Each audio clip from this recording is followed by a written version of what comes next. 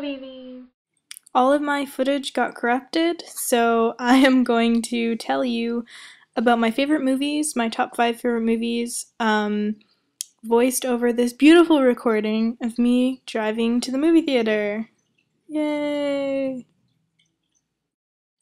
So these movies aren't in any particular order, I just put them in an arbitrary order, like they're not from my most favorite to least favorite or anything like that. Okay, so my first favorite movie on the list is Charlie Bartlett. This is a really great movie. It's about a boy named Charlie who is intelligent in that nerdy kind of way, but desperately wants to be popular. He keeps getting kicked out of like every private school his mother puts him in because he does all these crazy stunts to try to become popular. Like he makes fake IDs for everyone and other things like that. The story starts out when his mother puts him in public school. The reason I like this movie so much is because it sort of answers to the honest truth about high school that so many other stories, I guess, they like beat around it, and that is the fact that it's important to every high school student to be popular. Most stories about the nerd shows them giving up on being popular and dancing to their own drum, so to speak. But this movie gives a brutally honest narrative about the true feelings and priorities of high school students.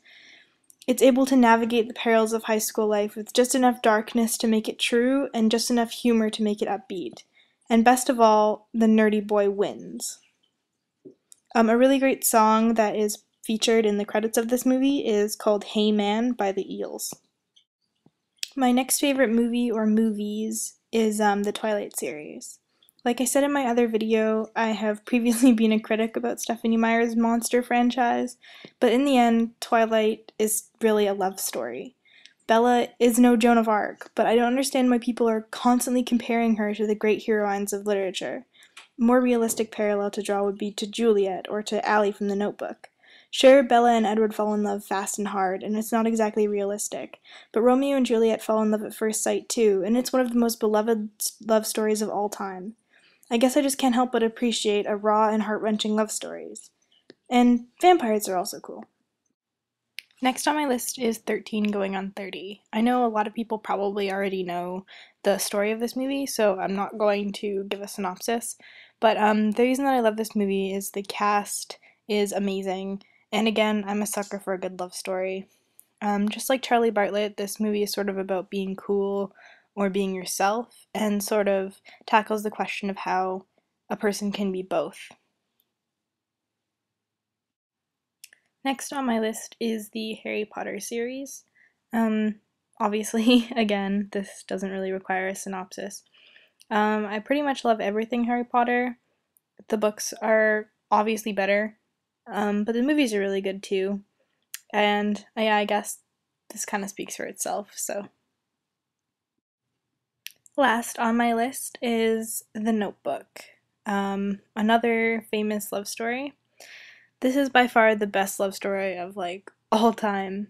I didn't see this movie until last year, and not knowing what all the fuss was about, I wasn't really prepared to watch it, so I kind of cried at like every scene during the movie and made a terrible fool of myself, but it's a very, very pretty movie. Say hello to the camera. Sorry? Hello. Say hi. Hi to the camera. Tell everybody on the internet how amazing I am. My amazing granddaughter. Are you excited for the Hunger Games? Samsung for a complete list of Samsung models. I'm excited for the Hunger Games. And enter our contest for a chance to win a Samsung Smart TV Still commercials, free though. movies at home for a year. Enjoy your show. They were sold out of the Hunger Games cup, so I had to get this regular, boring cup. What did you bring?